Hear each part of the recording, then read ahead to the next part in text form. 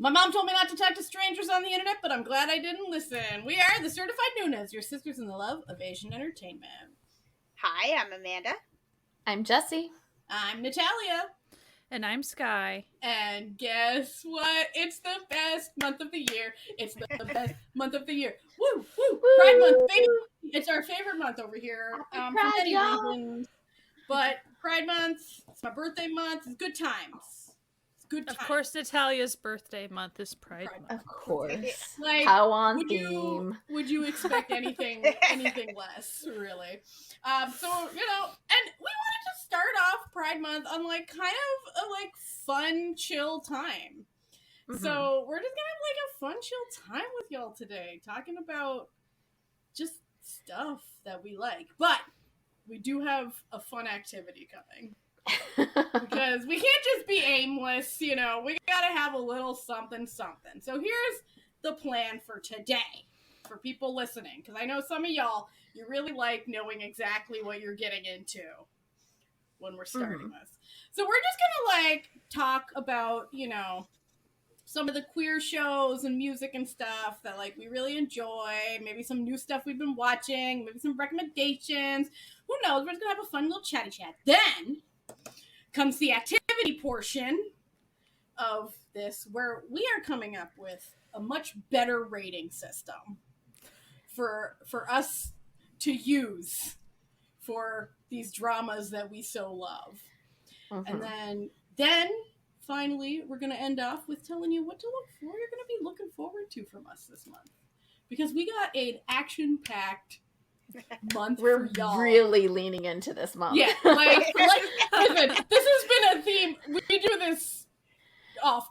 Yeah. If you check out last year's month, June entries, this has also been a mostly this vibe as well. Mm-hmm. But, plus Stray Kids, which is debatable, it works out. It still worked. And then we're going to tell you what we're getting up to, because I think people are going to be pretty excited about our announcements for what episodes we're doing, because we got some real bangers coming, if I do say so myself. Anyway, let's just freeform vibe, y'all. Does anyone have any, entertainment-related plans for Pride Month? For the celebration of my people? What are we doing? Of our people? Our community? Well, there's one thing that I haven't started to watch, but I need to start to watch. Girl, you need to start watching it. I did the math, okay? I did the math. I can do it. You know your plan. You know the plan. You got a schedule. You got a schedule. You're good. I trust you. We know you. Which I guess we'll talk about later on in the episode, but hinting towards a very she's big got an drama. Opus. She's got an opus that she's tackling. That we had half the podcast hasn't watched, and so we've officially decided that this was the time to watch Finally, it it's happening. and talk about it. So there is that, but I haven't past that. I haven't really thought of anything. That is a time emphasis. Yeah. I say that as a person who's 15 in. Okay. Mm-hmm. I mean, yeah. Again, happily the episodes aren't an hour apiece. No, that's why I'm thinking 40-ish. Yeah. So when you're skipping the credits, it helps. Yeah. But I love we're intentionally skirting around. We're skirting around. People who listen, if you listen to last week's episode, you know what we're talking about. We just talked about a really long series. Really long, famously gay-ish series, well-beloved, well-known. We'll talk about it. I was trying to do a pun with the name, but unkempt. Depends. Feral. Yes, a feral. Well, there is some feral characters within it. That's for sure. That's for sure. And one feral animatronic as well, which Sky just encountered. Yeah. Every once in a while, I'll message I'll be like, "Oh, this happened." I'll be like, yeah, I actually just started off. So we're recording this on June 1st. So this Yeah, it's only like comes the out, first day. Yeah, it comes out on the 5th. But we recorded this, and I like celebrated the season because we've been having a really nasty heat wave here in Montreal. So instead of doing productive things, I've just been lying in bed in my underwear, watching things on my tablet, and like not touching anything because like touching things just is sweat inducing. So I started the month by watching 2 of my favorite shorter Japanese BL series. So you're gonna let us guess? No, well, you can if you want. I don't think you will, but oh, okay. Then like, tell us listen, if we're not gonna be able to guess. Okay. Japanese BL. Well, you can guess, but like they're not gonna be the ones you're thinking of. Okay, then tell us what it is. Okay, so one is Mr. Unlucky has no choice but to kiss, which it's very sweet. I remember. And you watched that like just 2 months ago or something, right? Or time passes. Yeah, no, it was last year. Last time it was. Oh my gosh! Okay. Because I remember it on an episode. Yeah, it's that one's like a comedy series. I was keeping it light and breezy. I wanted like good vibes for going in. Mm-hmm. And that one's like an 8-episode, like real good vibes. And then the other one, which is also, and these are all like, they're like half an hour episodes. Like so this is all I did all day. And I woke up at 6:30 this morning, so I was at it for a long time. You were putting in the time. Put in the time. And then the other one I watched, different vibes, but still very chill, fun vibes, was Takara-kun to an Amagi-kun, which was a drama that is described as 2 turtles mating, which is slow, cute, and somewhat endearing. It's like there's nothing sexual that happens in this drama. It's the most innocent little but do recommend. So that was like a really good vibe to start the month on. Not gonna lie. Cute. Yeah. We briefly talked about it, but like Japanese BLs, they're great. They slap. They really are great. Yeah.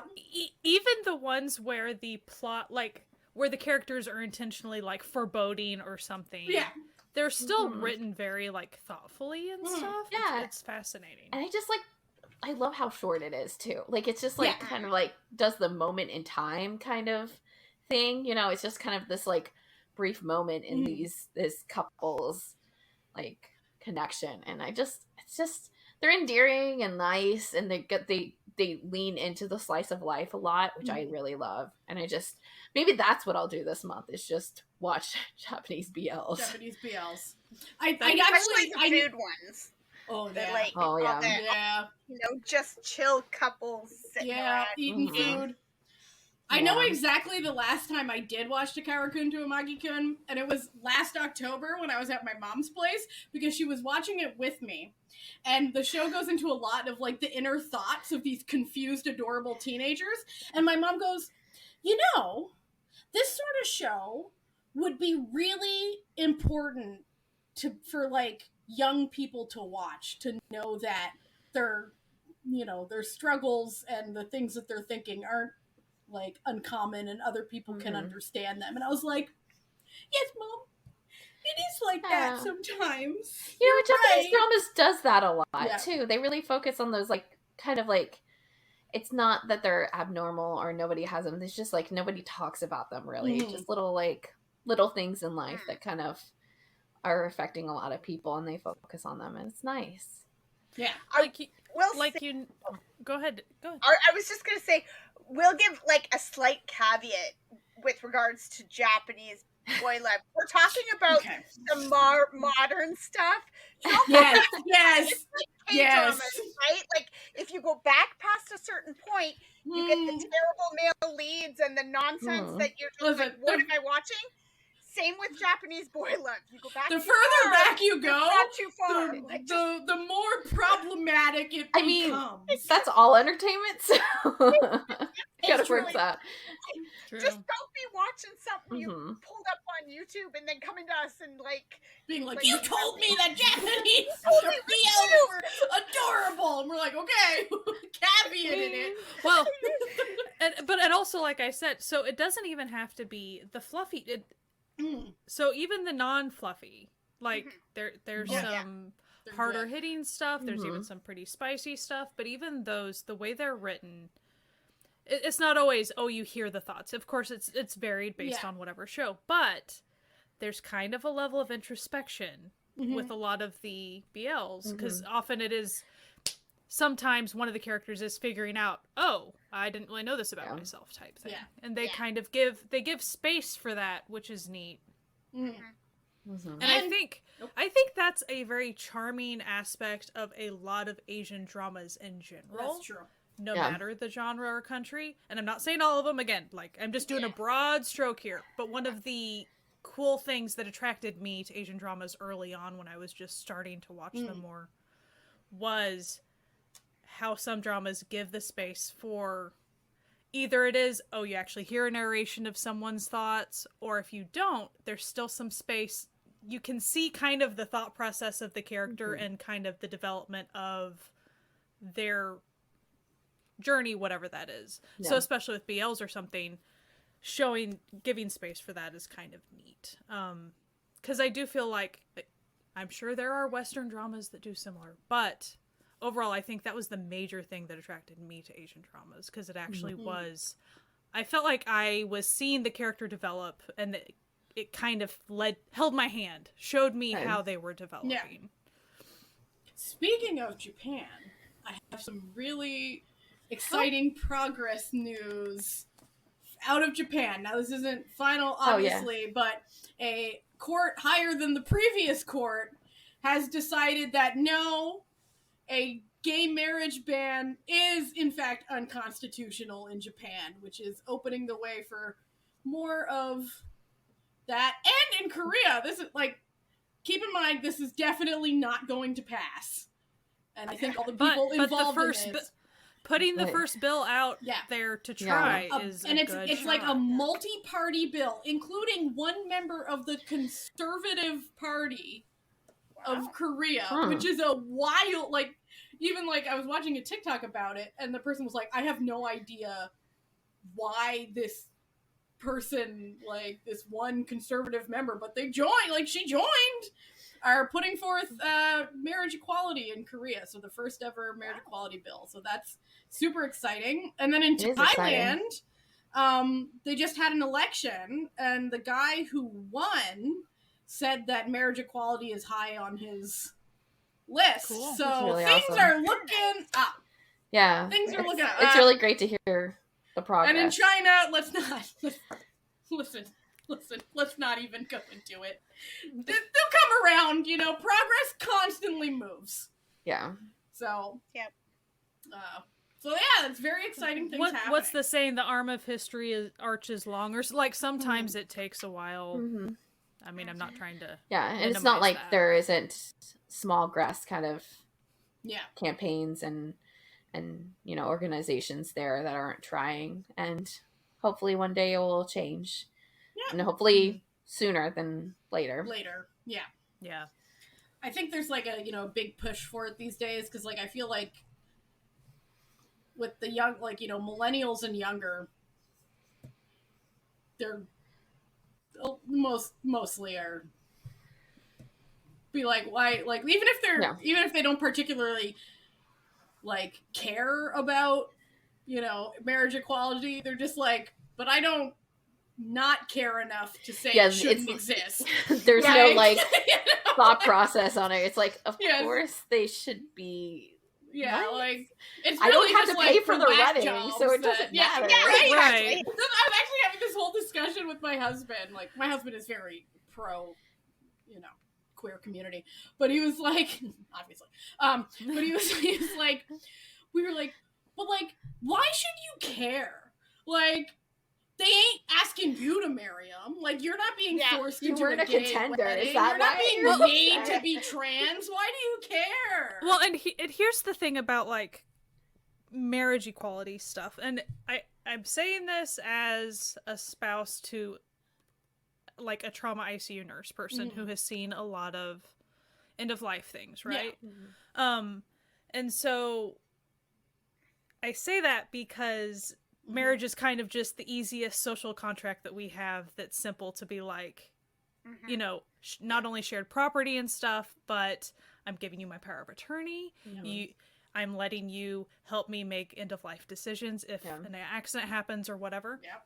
And the reason I bring that up, it's a huge, huge thing. Because, like, so I beseech anyone, because there's even a movement in the States to, like, maybe not get married because there's some, anyway, I'm not going to go into that. But, so anyone that is considering, you know, or if you can't because of whatever reasons, not just will, but like power of attorney stuff, like discuss that with your partner, please, please, please. Like that's a big, big thing to help you get the wishes that you need, especially like for trans people and things like that. Like it's because it's really difficult. So that's why I'm bringing up the marriage with that, because especially for trans people and queer identities and things like that, like in order for people to be honored and helped for whatever process they need for medical needs, like marriage is the easiest just social function we have for that, and everyone should have access to that, is why I'm saying that, because shared property things, like that's kind of the main thing too, but helping you make your big decisions in life easily, legally, because without it, if you don't have something like not just a will, but as you're living still power of attorney, that's what you're needing. So and ironically, you would add for everybody there. You would think that wouldn't come up in any of the dramas we watch. However, Moonlight Chicken had a very large plot about this very subject. Oh, really? That is also a drama I've had on my list for this year that I need to get to. So maybe I will like add this as a priority. It's an incredible drama that I feel like everyone should watch, because it's a drama that I think really speaks to like the actual lives of people. Like it's not like there's no like fantasy, there's no like, you know, pratfalls and like, oh, fun little situations. No, these are just people in real situations, and they're people that you've met. You know what I mean? Like you've met all of these people before if you have friends. And so like if you've met people out and about, like you've met a poor restaurant owner who owns a tiny little restaurant. You've met a person who works at a farmer's market. You've met a dude who works at the mall. Like you've met all these people. It's kind of like watching The Office, because like The Office has the archetypes of like, oh, I've met all these people, all of them. I've met these people. You're like, yes, it's like, extreme, but like also. And also not you're extreme. Right. It's just like, you're also one of those people. Yeah. I like to think of myself as a bit of a Stanley, but a little less abrasive, you know? Well, I still remember, I'm just super short story. I remember it was probably the third real job I had or whatever, but I was still young, like young 20s still. But I remember actually having a conversation at my work about should we all have one birthday party a year? And that is an episode of The Office. And it was so hard for me to keep a straight face, like that we were actually discussing that. I was like, I wanted to say, did you guys not watch The Office? Like, that would be the shortcut. Just watch that episode and come back and talk to me. 'Cause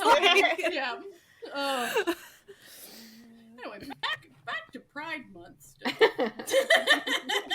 So I want to do a little ad for a couple episodes that we did last year. During Pride Month. For new listeners, welcome back. Yeah. So the first episode we did back last year in June was Certified a Show of Pride, LGBTQ plus in Asia. So we did that. We kicked off Pride Month that way, and we talked about favorite dramas and characters and all types of things. So if you're wanting to check that out, you should. And then we did actually a Noonas 101 episode, which if you're not familiar, we don't do them super often, but we do them when we get inspired to do one. We try to take a little bit more educational bent sometimes as far as kind of introducing some concepts or something. But still fun. Or explaining some terms. We still keep it fun, but we also a little bit more structured. That's really kind of a little bit more structured, a little bit more helpful, like a little bit more research and time we put into it outside of recording. Yeah.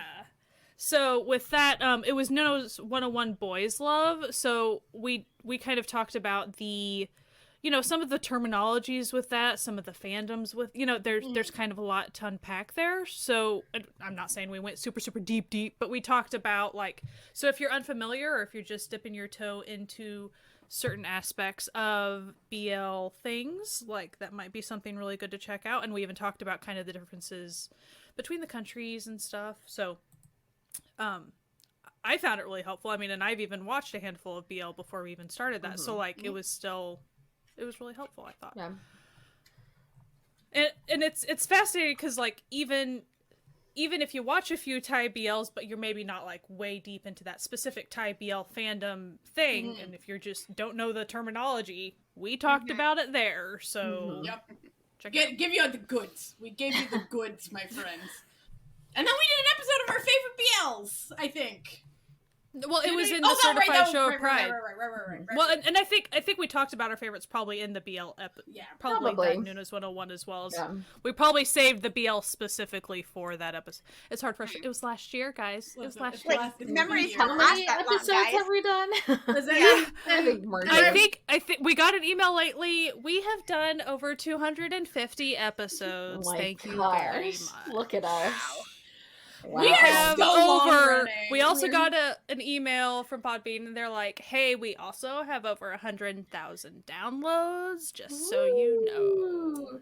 Nice. Thank you to everyone who's been sticking around with us. You know. Thank you for listening to us talk about stuff we like. Didn't expect anyone to listen to. You know what? I feel like we keep it positive and fun here. You know, we try. And we have a good time, and that's what we aim for. for. Stuck around with us for such a long time.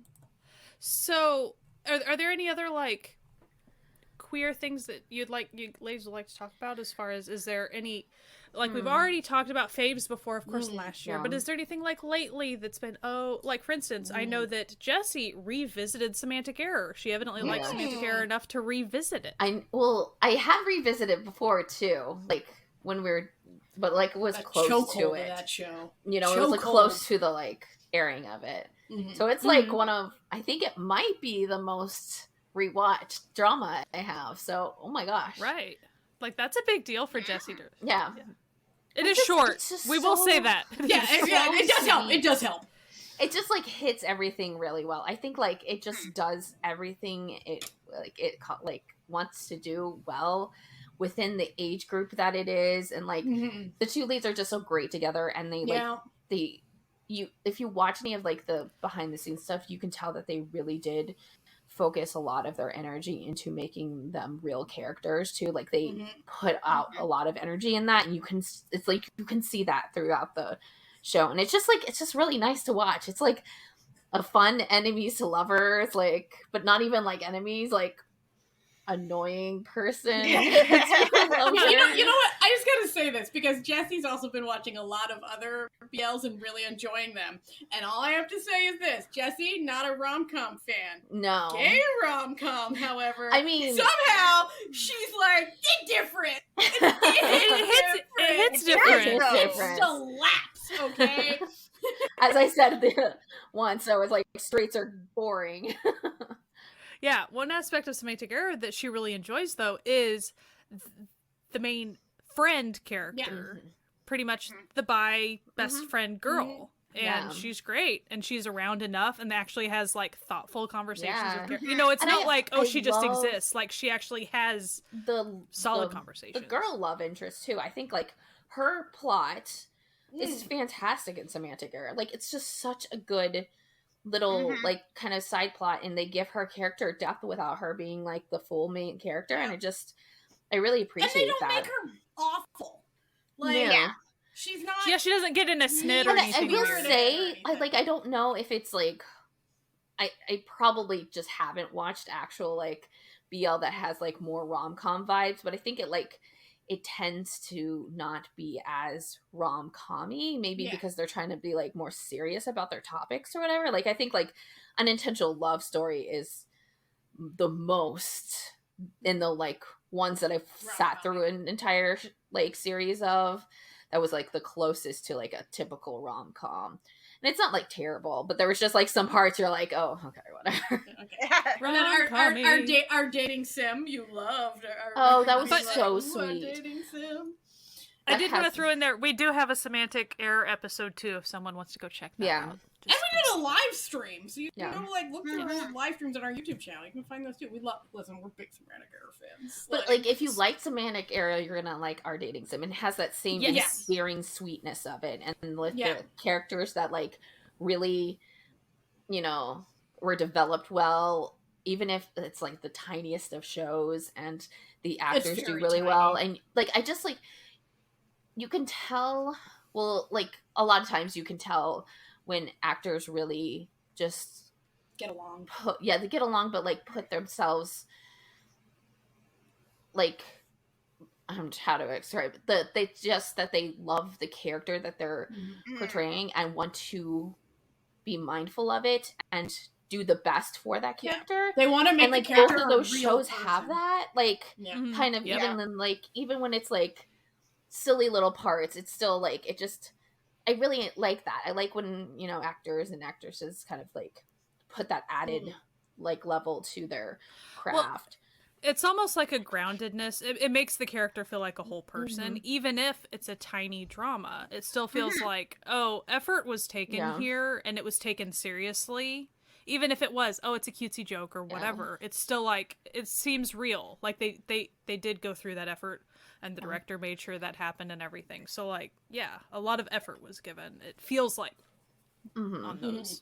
And if you're a big fan of semantic error, this week, I think the week that this episode is airing, Love Tractor is coming out, and that is by the same production company. So, you know, fingers crossed. It might be really great. I know, I'm really excited. I really like the manhwa it's based on, so I'm, like, really excited. But also, it's one of those things you don't want to get your hopes up too high, because if you keep them medium, you can only like even if it's just average, you're still happy. Yeah, right. Yeah, exactly. Well, like they're really trying to hype me up. Everything I've seen, I'm just like, stop it. So the question is, are you ladies going to be watching as it's airing, or are you going to try to wait? This is the difficult part, right? I will try to wait until it's done, but I know myself as a person. It kind of depends.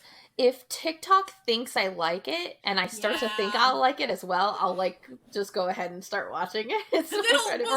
Or else you'll see it all over TikTok too. Yeah, like listen, I've watched the entirety of The Good Bad Mother on TikTok. I have too. I love that our timelines are exactly the same. Listen, yeah, I know all the plot points. I know all the characters. Never watched a single episode. It's just got all those. Like the other day, I was also watching Where the Heart Is. And the worst part is I can't like scroll away. Like I find myself like, well, okay, I got to see what they're up to in this episode. This is like it cracks me up how I'm not really on Drama Talk yet. I don't know how I'm not. I don't know. Yet. I don't know how you like. I've tried. Like I've, you know, it's not like I've ignored. Anyway, it's just kind of funny. Yeah. It's funny how sometimes I'm not on whatever talk yet. I'm sure now that I say it out loud, I'm on. Be like, okay. I'm on like drama, gay, cop hating TikTok. Oh, plus hating landlords. That's like the four hating pillars of my drama TikTok. Too. But I also have Stray Kids AT's Dreamcatcher, and it's like literally like Stray Kids Dreamcatcher AT's. See, I'm currently on a project trying to make TikTok know I have some favorite K-pop groups. Can you please give me more it's content? It's starting to be like good about Plave, and I think that's also because like Plave is very like active in clips there because of what they are.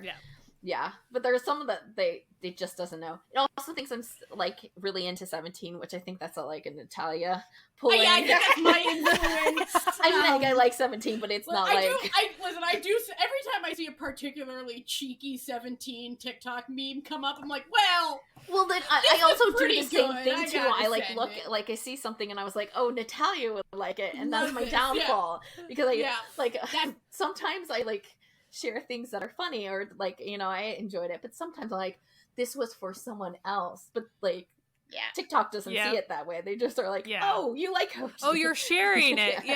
The ones I've been sending a lot recently, I also send a lot of these to our friend Lucy, are the ones where they put like 80s, but the audio is just outtakes from the Basement Yard podcast. They're so good. They're so perfect. So good. They're so unbelievably funny.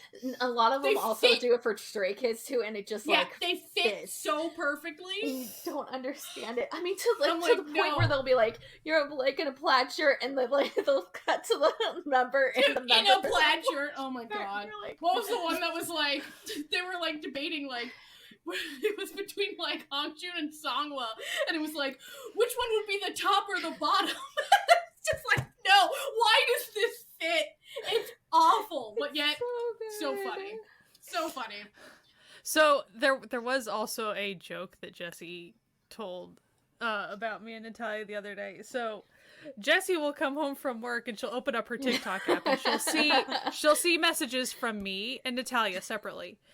And the vibes are, if you've ever seen that meme picture of a black house right next to a really cotton candy colored house. It's the goth house and the princess house. It really is. The goth house and the princess house. So the vibes of what we share to Jessie is the goth house is Natalia, and the pretty princess house is me.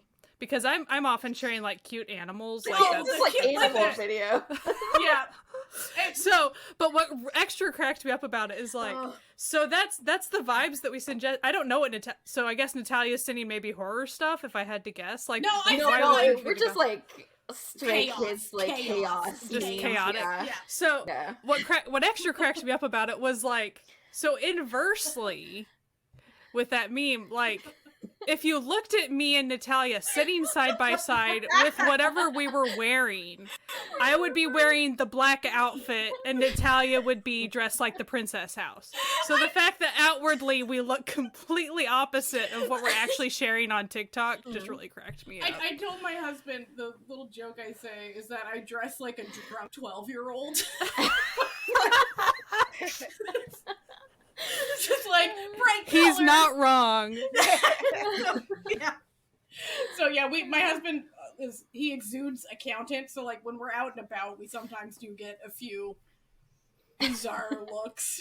How did you guys even meet? Yeah, we went to high school together. We were in a musical. Leave us alone. Gosh. I'm just saying that would be the thing people would want. Yeah. Like, how did you guys even come into contact with each other? Like, how did that work? One time we ran into one of his coworkers, and then like I was just polite saying I was like at the bank or something, and then later on she was talking to him, and she was like, "Oh, like your wife is a lot younger than you, huh?" Because like.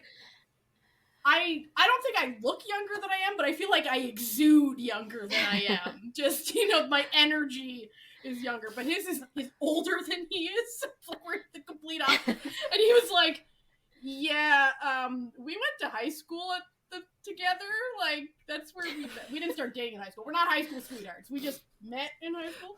But, so, people, the vibes. Well, whereas inversely, like, we were at the gym a handful of years ago. And Eric ran into a coworker, and she was like, I saw your wife over there, and wow, she's really scary. She was like really wailing on that punching bag.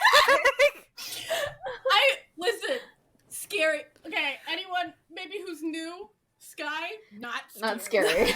But you don't see me in public. I get, like, I purposefully try to... Oh, that's the good vibes, though. The right vibes. It's the vibes like, don't talk to me. But hey, I wear a mask all the time now, so like, and no one else is, so people don't want to talk to me anyway, because they think I'm the plague, but like, okay, whatever. Yeah, I wear a mask everywhere, but I also coordinate all my masks to my outfits, so I have like... See, I do disposables, and they're white, and I'm usually wearing darker colors, so, like, very noticeable. My mask, like, it's the lightest thing that's on me. Anyway, weird things. Speaking... Okay, go. I was just gonna say, because I think we do need to touch on this a brief bit, because we've been squarely centered on BLs, and we should, like, bring at least GLs up into the conversation, or just anything that isn't boy love. Yes. Because we're not intentionally like deciding to not look at that. No, trust me. It's just we want to. It just it really doesn't exist. It's not that like you can't find anything. It's just that you're very limited on what you have, and that's like not even like a limited in like accessing it, it's limited just in general, like existing. Yeah. The entertainment system favors males, or the world favors males, but like it's really hard to find good like representation, especially in like the main couple with girls love, and you can get side couples. Yeah, you could sometimes, but like sometimes they're not, and sometimes they're side couples that you see for a total of 3 minutes in the entire show. Yeah, and like when you get to the C drama stuff, it's even more subtle. Like when it's sort of there, you kind of like, you're always like, I think they're suggesting, like that drama that I watched this year on Meet Yourself.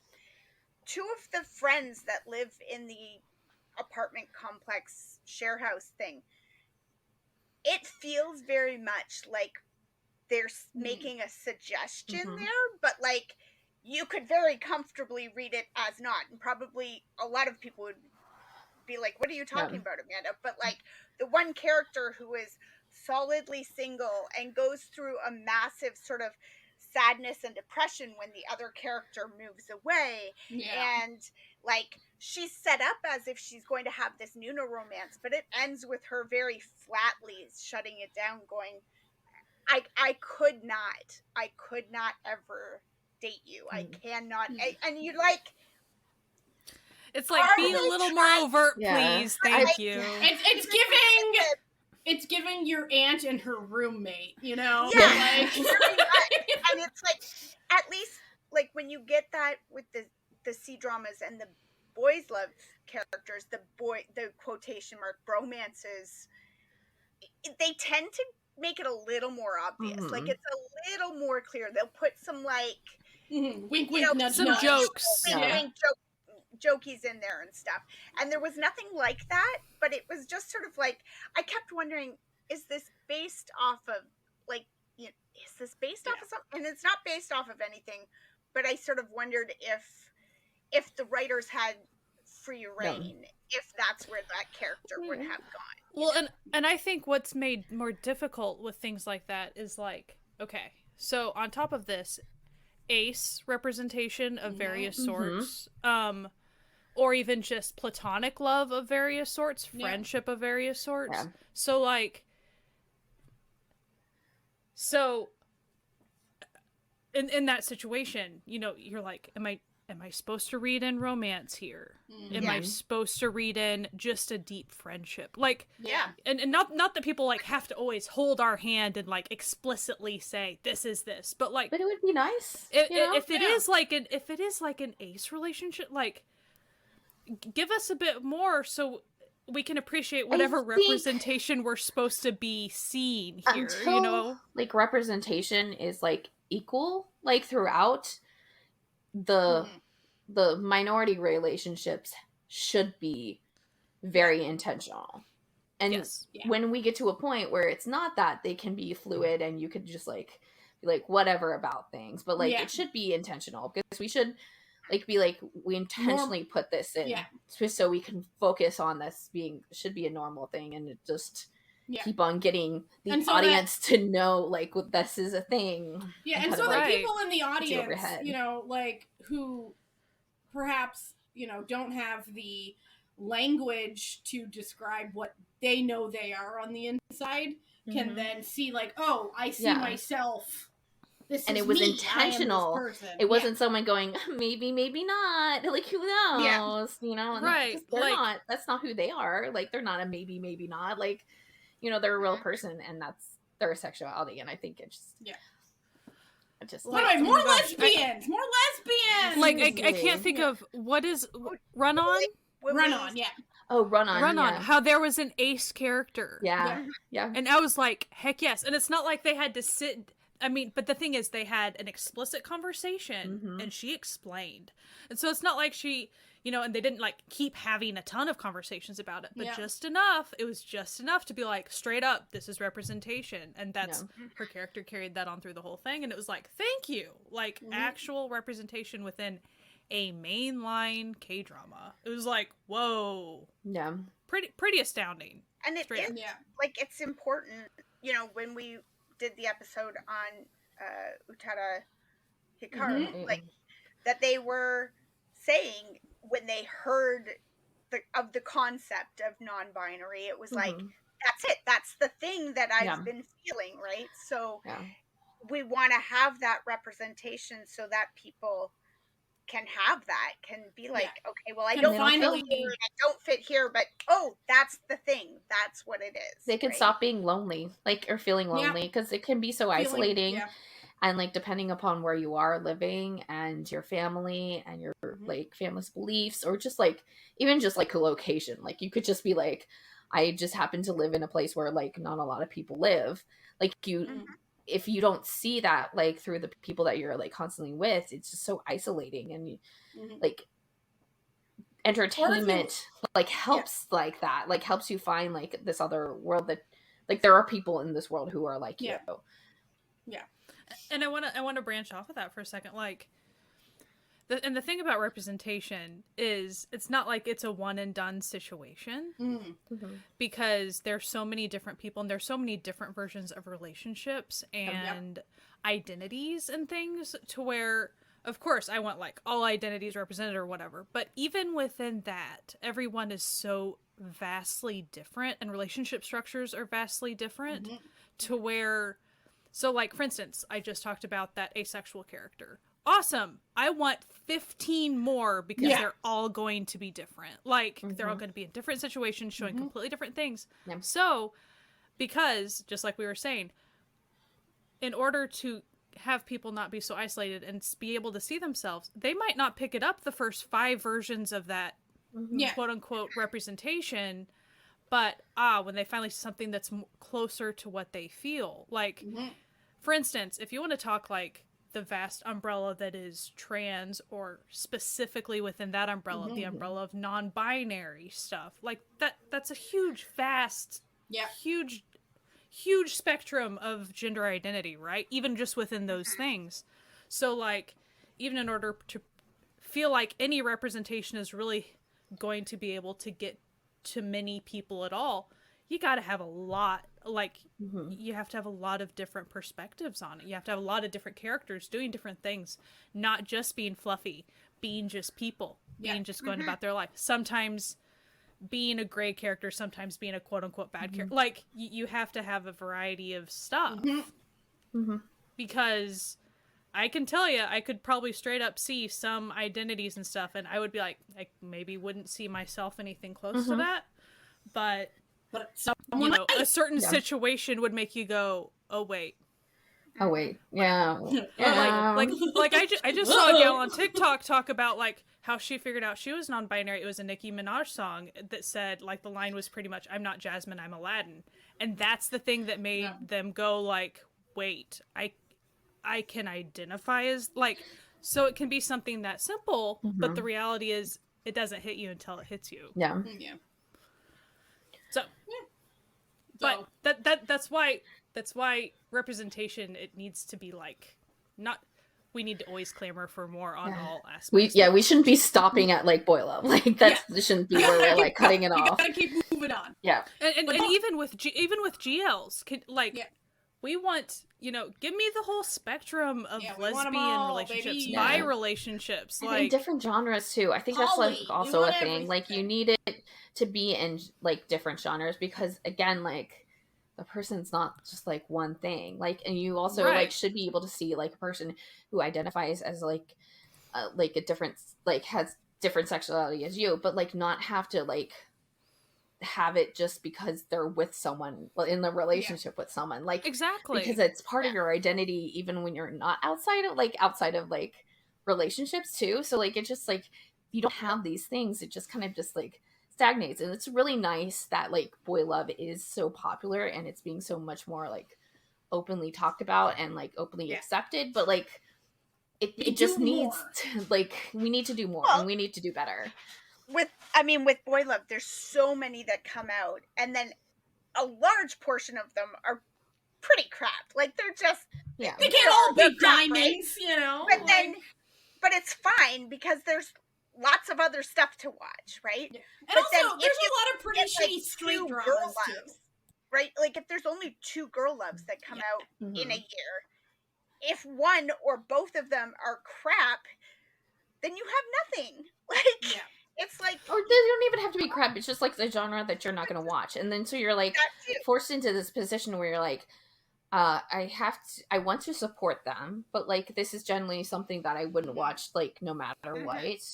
But like I also now have to watch it because it's the only option, and like we shouldn't have that. We should have like multiple, like we should be able to like just pick and choose the type of genre drama we want to watch with that. Whereas you could have a dartboard filled with BL dramas. Yeah.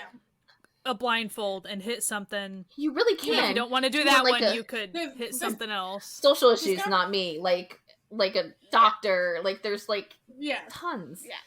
This conversation really makes me appreciate the ridiculousness that was Secret Crush on You more, because that drama was like, we gonna give you everything, okay? We're gonna have, like, sure, like the 2 main couples, you had your BL couples, that's what drew the people in, right? But then you have, like, a trans woman character who, like, you know, a straight man falls for her. What? And then you have an open lesbian couple just lesbianing their way, and then you have like a one straight woman who's just like the friend. So it had everything, you know? It had it all. Also, I do want to mention, so like I watched, I think it was a Japanese drama, and I don't remember the title, but it was about, it centered around a trans woman. And I watched it, ? Place. And what I want to say about that is sometimes there are like there is like a drama that would be really good representation, and then it just doesn't, no one wants to just pick it up, and I'm like, that specific drama, and I've talked about it before on the podcast, but like it was so good. It's called My Life as a Girl. So and that actor is so popular too that you know, when something by them doesn't show up anywhere, you're like, feels intentional. Yeah, exactly. Yeah. So that's, or even there's the other drama I watched that I really liked, ? Place, and how it was about gender identity a lot. I'm just saying the gender identity ones don't seem to really land in a permanent spot very often, and I'm just kind of pointing out that information, and these are not old dramas. Yeah. BT dubs. Yeah.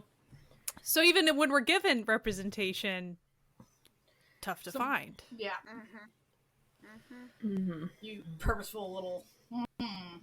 I don't want to say it's insidious intent, but it feels. Shall we have a tiny mini rant, or I guess being grateful about the fact that the rating systems? Oh, that can segue a bit. Listen, and that segues perfectly into our next point that we're gonna make. So good on you.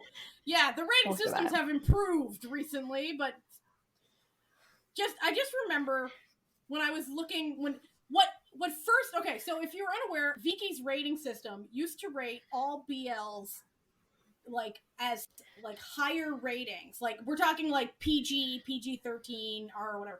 They would rate them all higher ratings than similar shows that aren't gay. And the one that tipped me off was the K-drama Mr. Heart, which is the tamest, sweetest, like there's nothing objectionable in the show whatsoever. It was rated R. And I remember being like, you must be fucking for real here. Like, I remember that because then we also, I think it was like right before we were recording or something, because you were talking about it, and I was like, I'm gonna go look. And like, legitimately, like, come and hug me, which literally is about a dad who's a serial killer who, like, brutally murders a family. And you see it in flashbacks every episode. You see the blood splattered everywhere. Each was a lower rating, than this. And I was just like, this can't be true. And like, I kept on throwing in more crime shows, and they were all like, all shows that literally you would see blood splatter everywhere. And it was like rating lower than like a BL that like barely had a kiss in it. Yeah. Like it had yeah. And I'm just sitting here like, you must be high here. Like, Are you joking right now? But I think it has improved, right? Yes, it like, has changed. Yeah. Because I think I wrote a nasty letter to Vicky. I think we like all and I did. think we encouraged other people to be like, the fuck is up with this? And now they're like also like kind of, social media wise, like they like kind of lean into that, and they have been picking up more BL. So yeah, so I think they had to get it was with like it. People were being mean, and maybe someone internally also was like champion and be like, hey, nonsense. Hang on. This is gonna get us in trouble if we don't do something bad. Oh god, the BL fans are mad. We gotta get on this. Well, or don't mess with the gays, man. Yeah. Don't mess with queer people. No, the alphabet mafia, it's real. Going, like, fixing this rating system, that was the gay agenda everyone's talking about. So, that has improved. But speaking of the rating system, I don't think the rating system is actually useful to help people truly pick out the gay drama for them. Because, like, I feel like, in this world where most people who are using Viki, okay, are 18 and over, knowing that something's rated PG-13, that's not a helpful parameter for if you're gonna vibe with it. So I feel like a classification system based more on vibes than anything else is what this world needs, okay?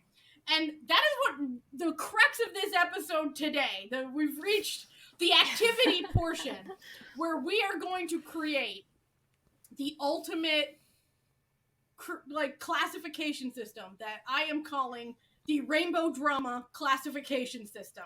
It will have 6 categories. We're Roy G. Bennett, baby. We're making a rainbow, so it's the red, orange, yellow, green, blue, and purple. Those will be our vibes. And I think I'd like to start with purple, and I would like to put forth the idea of that the purple is be gay, do crime. Okay. That's the vibe. Where you got the crime gays, okay? We're talking manner of death. We're talking kin Porsche. You got the criminals, Be gay, do crime. What do we think? Because how much more intense, as far as a scale, how much more intense could you go? That is kind of the end scale of that. Is be gay, do crime. Yeah, like be gay. I feel like that's a really important vibe. That like sometimes you're like, I just want to see some criminals. Or like would just me be in? Is that the title? Like KX Yaku, for example. Not me. Yes, not me would be gay, do crime. Yeah. KX Yaku, be gay, do crime. And it. Alternatively, it could also be in like a social justice thing, listen, but like we'll get to isn't that. always bad, okay? It's. But crime is also sometimes just crime. Which is also totally sometimes crime, just crime, So this crime is just crime. Sometimes it's just crime. Sometimes it's just crime. Now, I thought about this long and hard. Okay. Emphasis on hard. She's the one who's prepared. For my suggestion for I'm jumping around because I didn't put these in order on the list that I have them. But my suggestion for orange, and you're going to think, why not red? But just stay with me on this. My suggestion for orange is the chili pepper suggestion. For when you're horny and you want to watch something kind of horny, okay? There's a lot of really good horny dramas out there that I feel like sometimes the vibe is you want to watch something a little sexy. And they're their own thing. Listen, some of these, they can be 2 vibes at once. All right? But, like, sometimes things are just kind of horny. Like, I'm looking at you, don't say no. Okay? Which, a very misleading title because the consent was actually pretty good on that show, surprisingly. Like, we're talking our Love in the Airs, which also could fit in Be Gay, Do Crime for a lot of it. But, we're talking, Cutie Pie, ironically for the title, is a very horny show. So we are not treating this necessarily as a spectrum of sorts. It is just like a classification system. Yeah, it's literally just a classification. It's not a spectrum. But it can... No, well... Well, then the orange should be... Yes. Yeah, I think it's going to get hard if you're spectruming it. Yeah, if it's a spectrum, you have to put it in order so it like can blend into the which is a lot more one. difficult because sometimes like not all horny things are crimey, you know. Not all sad things are not horny. You know what I mean? Like there's too much intersection for it to be a spectrum. You just gotta think of like what is the essence of the show, right? But also, if you're just doing like if you're using the color as like classifications, you really could. So like let's use Ken Porsche as an example. Yes. It would be obviously purple. But then it would also be orange. Yeah. So it's like you can say like it's both of these things. Yes. But you know what? At its essence, I feel like it's more crime. I'm saying a really wild statement here. I think the plot is centered in purple. Yeah, I think it's more crime than it is horny, even though it is very horny. Okay, like but I think it's more crime. You know. But you could have like a main color and a secondary color. Yeah. And then when I suggest my red title. Ken Porsche also fits. Oh boy! Okay, and, what's red?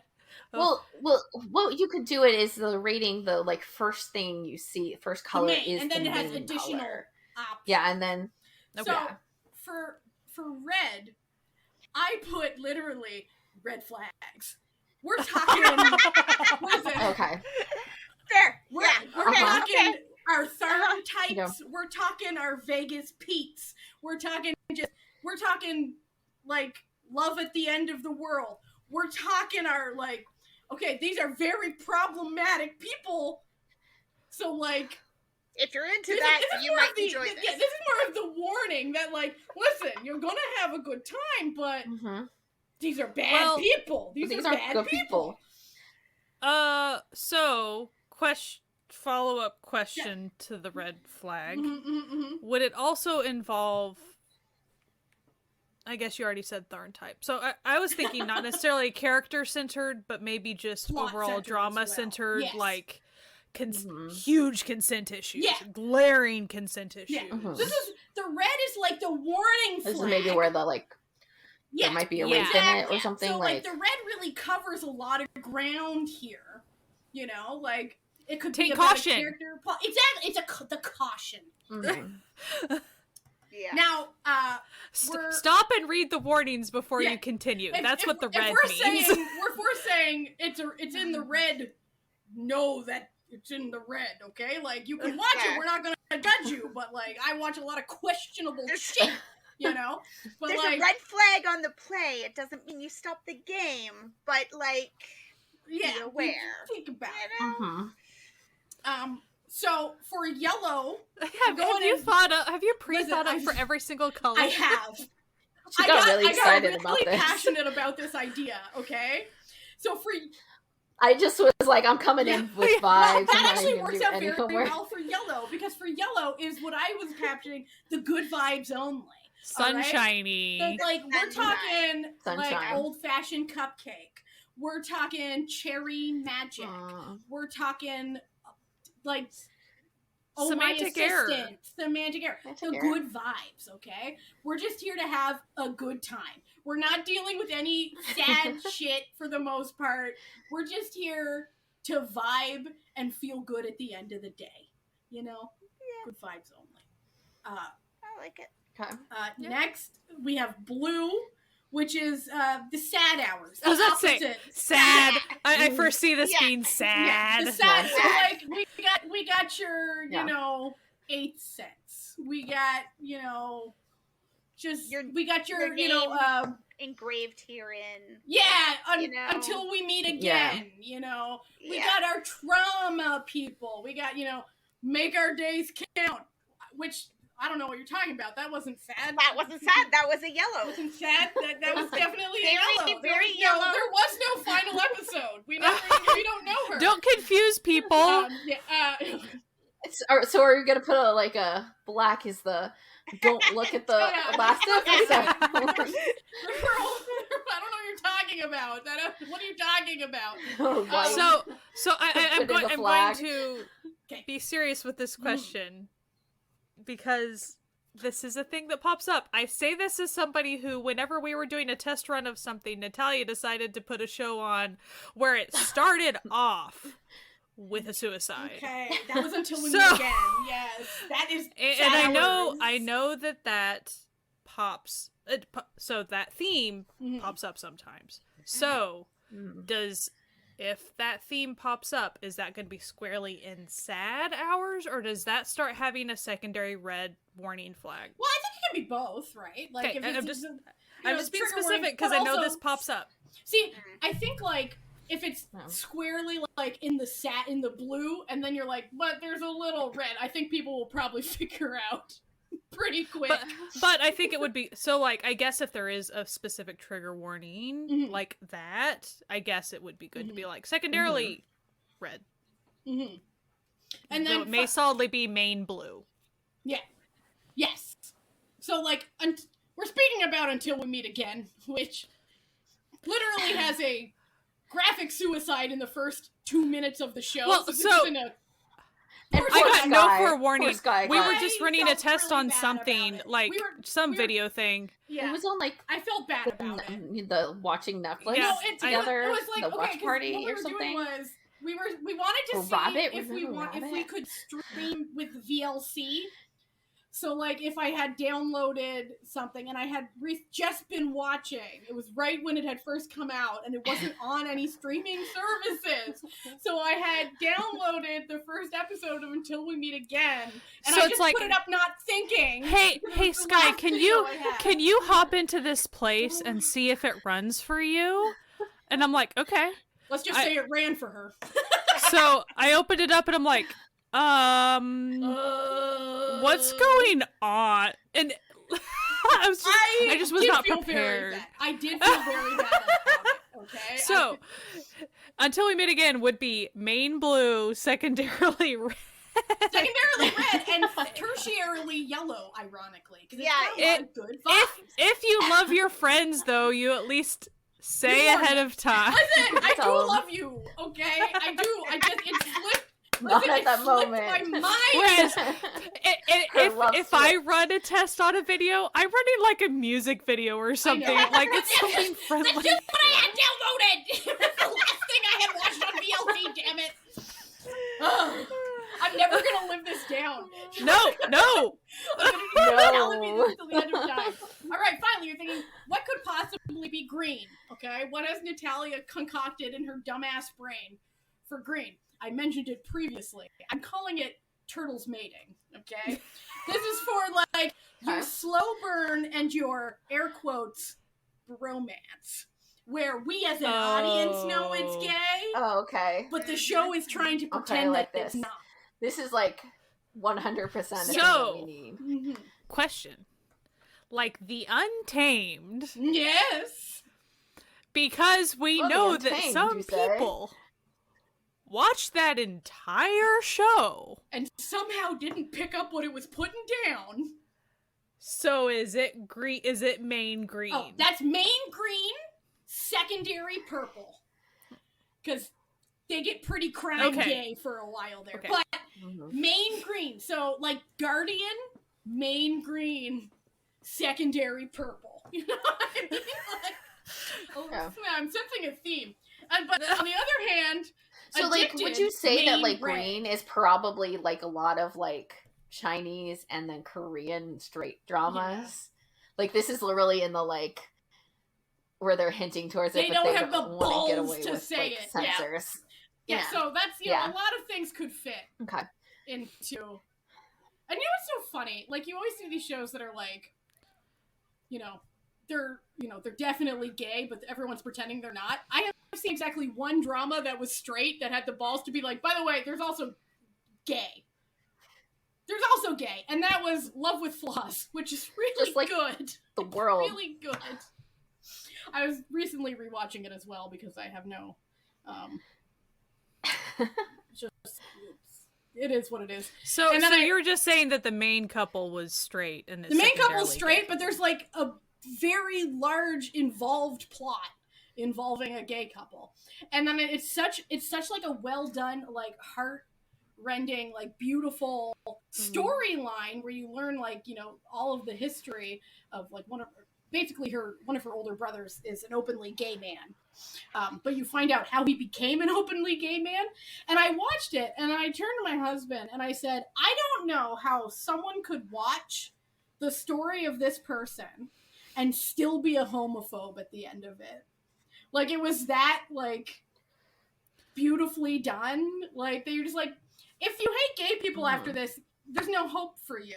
Well, like, I actually kind of wanted to mention that earlier. So, like, it's kind of like, and the reason I bring up Heartbreaker, the Western show, is for some people it was their first exposure to, like, you know, a gay romance type thing. Yeah. And it's introspective enough that it made people think. It made some people think for the first time to consider the emotions that are involved with actually being a queer person. Yeah. And so I wanted to say about Asian dramas, because I was talking earlier about how I've always enjoyed how across, you know, lots of genres, there's often a lot of room given for introspection or even narration or whatever of inner thought world stuff across Asian drama, a lot of different countries and things. And I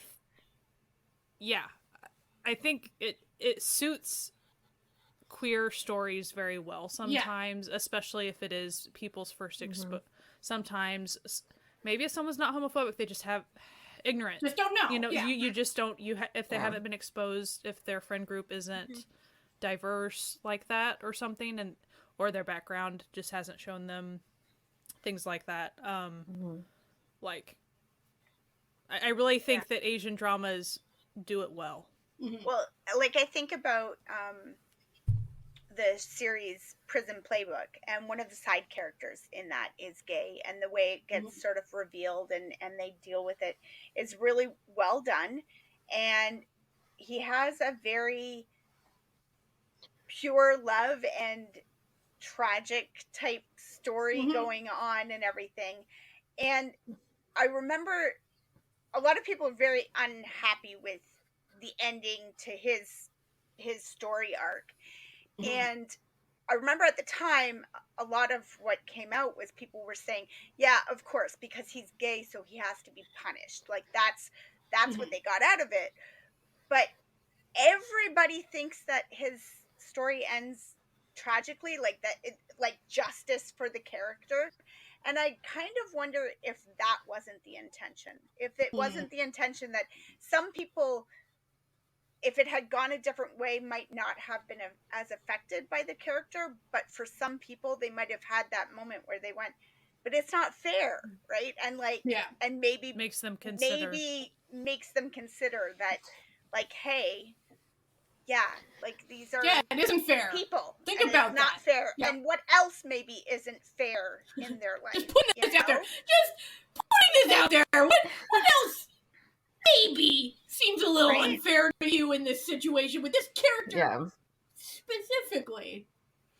But I really do think that, like, media representation of these stories in you know, again, having a thought-provoking plot or a plot.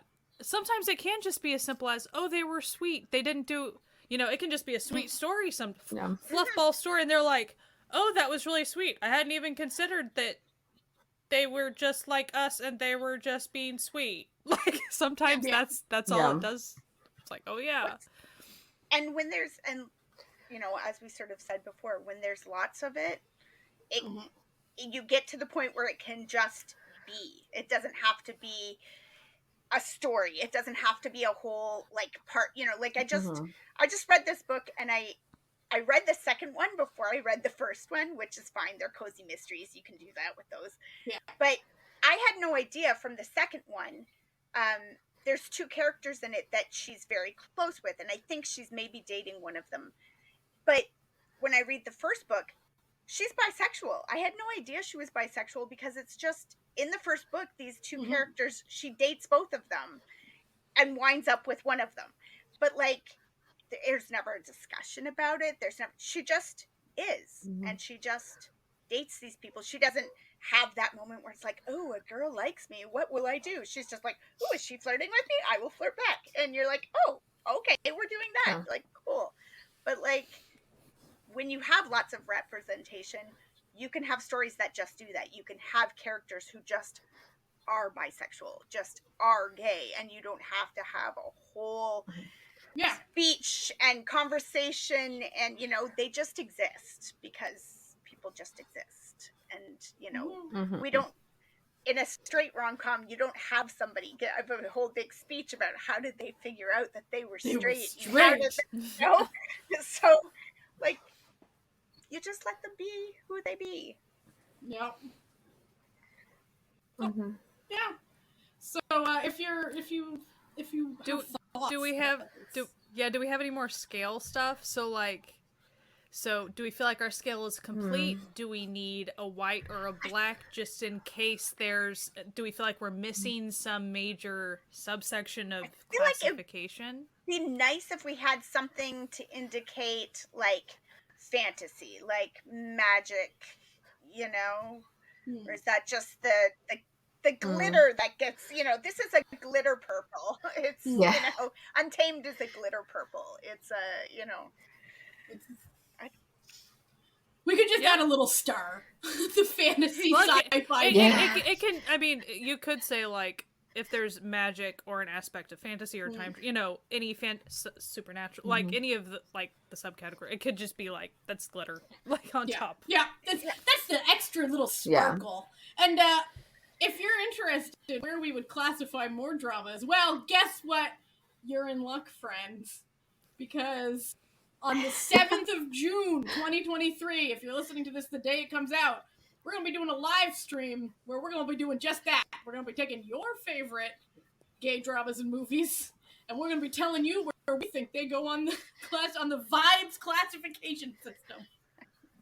Or alternatively, you can come in with a drama that you've been eyeing, and if one of us has seen it, we can put it on there for you. And then also, if none of us have seen it, someone in the chat definitely has, and they will tell us where it goes.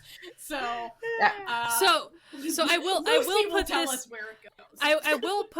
I will put one more classification option out there.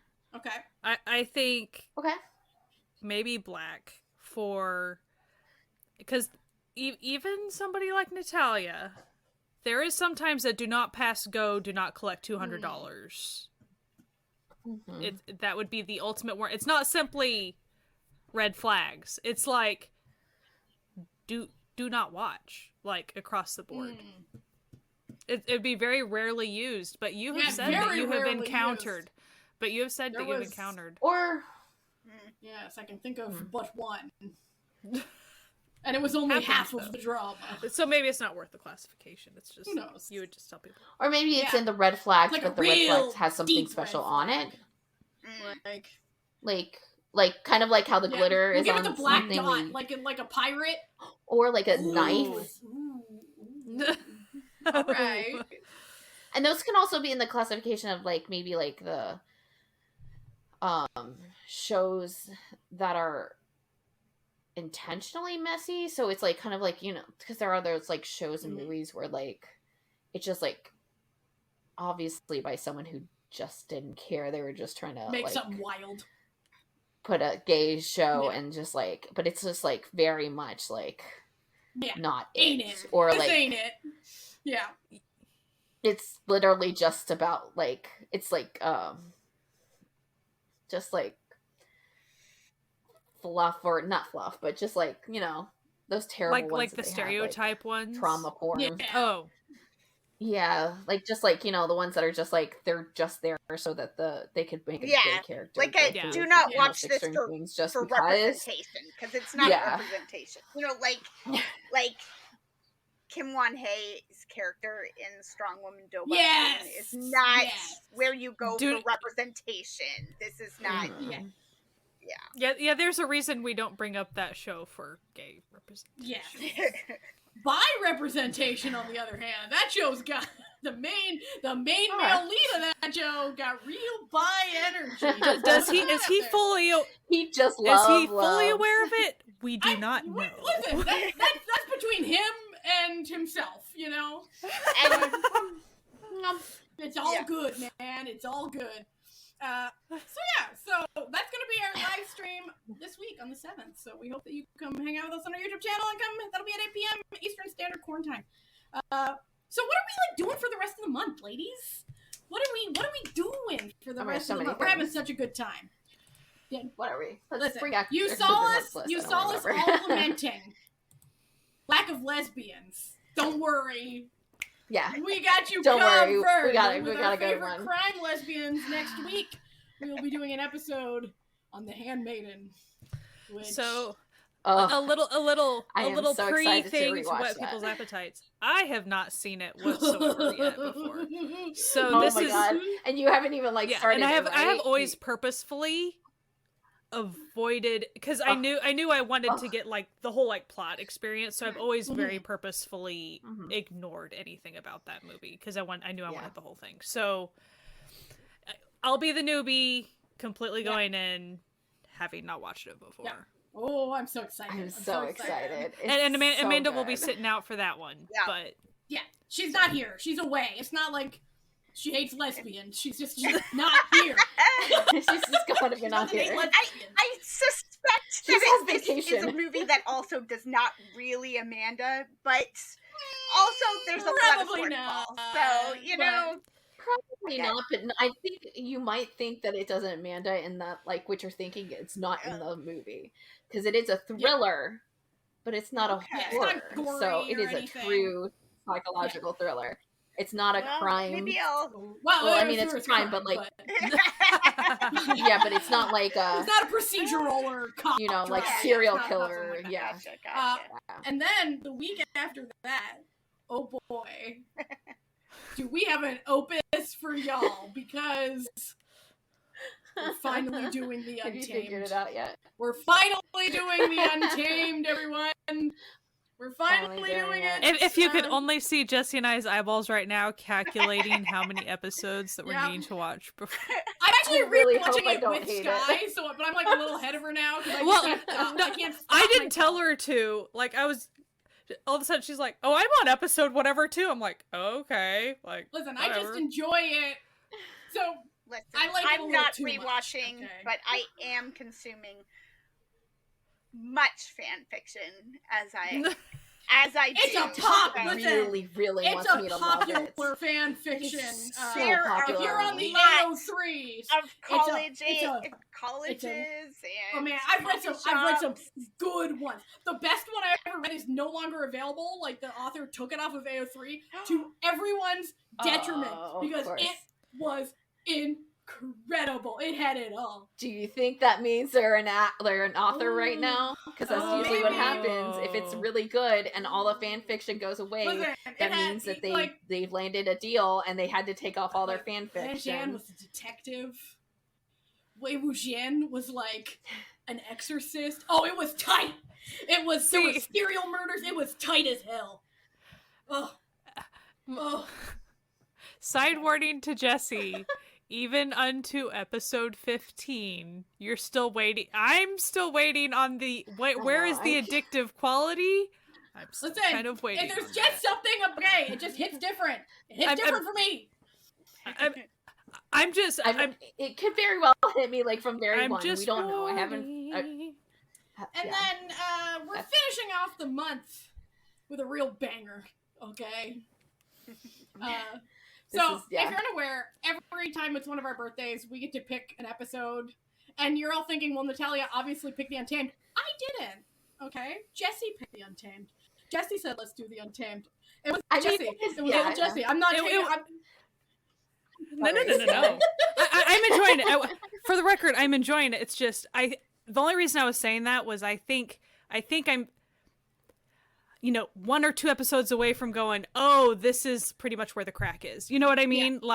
As far as, and the reason I brought it up is because, for instance, Natalia was talking about, all these, and Amanda, all these fanfics. And I'm like, I see the charm of the characters. I'm not saying I don't, but I'm like, what is it about these characters that made it the ship that sailed 1,000 fanfics? You know what I mean? Yeah. Almost so popular. It's so So I'm just saying, wrong, you know? Right. So my whole point is that into episode 15, I'm having a good time. Why this couple being the ship that sailed 1,000 fanfics? I haven't quite seen that aspect yet, which means it's still yet to come. That is all I'm saying. Yeah, I'm sure it's there somewhere. And it's just it's deeper. It's deeper into the show. That's all. But for what I picked, and I picked it months ago. Like I think I picked it in like January. I'm making them get into only one of. Only one of. Yes, only one of the band, the K-pop group that famously said gay rights. They said, we're not going to tell you what our sexualities are, but we're just going to make it gay. Yeah. They're like, gay rights, and then they tour in America, and they're like, wow, really gay. We love everyone. Like, they're very much gay rights, and also, like, it's not like a little wink, wink, nudge, nudge. Like, no, they were just like, it's gay. And then they're like, all the captions on all their videos are like, oh, this is for people who, like, can't show their love to the world. We love you. Like, you're valid. I'm just like, yes. Anyway, so we're going to go into that, and it's going to be very fun. And I'm very excited to see who everyone biases. We've also got some live streams, too. We're not just doing episodes. We got a bunch of good stuff coming up this month. So as we said, we got the companion live stream to this episode on the 7th, which is a Wednesday. The next Wednesday on the 14th, our favorite lesbians return.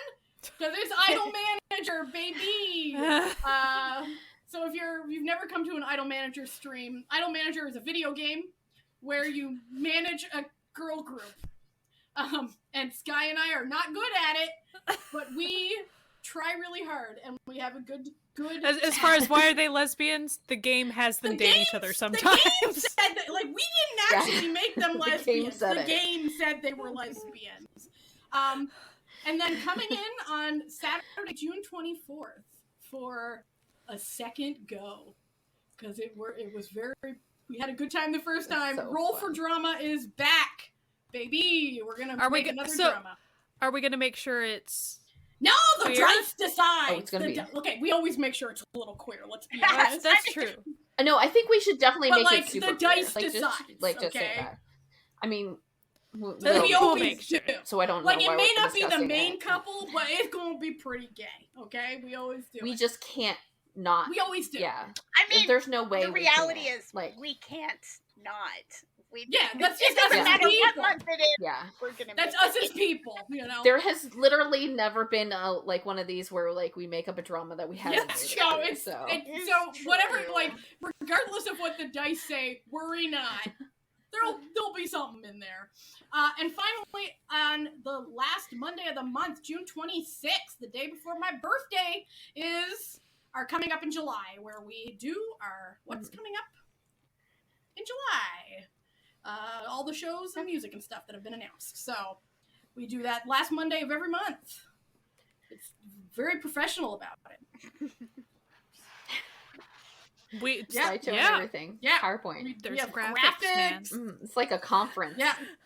So it's our big meeting, like telemeeting, like reviewing the month. Gotta get going. To be honest, we actually have a really good time because we do joke around a lot with the people who come and like talk about what's exciting and everything. So it's not just like us reading off. We're not doing like a business presentation.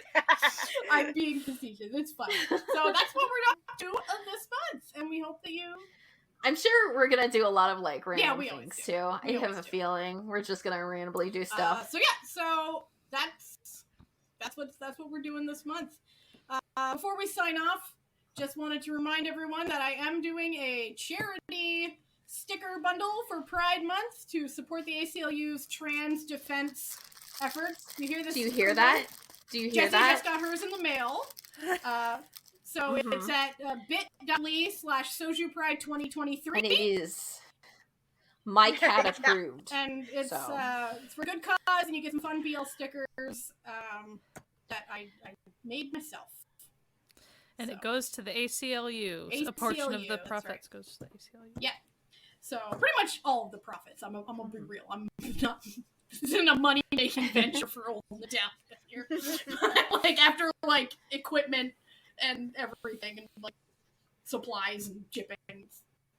I'm not raking in cash. This is purely for charity. So that's basically what's going on, and that'll be linked down below, or if you're on YouTube and in our post and everything. So anyway, we hope maybe you support the ACLU. Anyway, we hope you had a fantastic time. We're very excited for the best month of the year. We'll be back next week with The Handmaiden, so maybe watch it before you come. To watch it. And we hope you have a good time this month. Maybe go support some local queer businesses, queer charities, go to your pride parades, have a good time, So anyway, thank you for listening.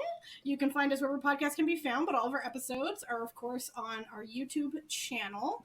And you can also listen to them all on our website, certifiednoonas.com, which has links and time codes to everything that we talk about.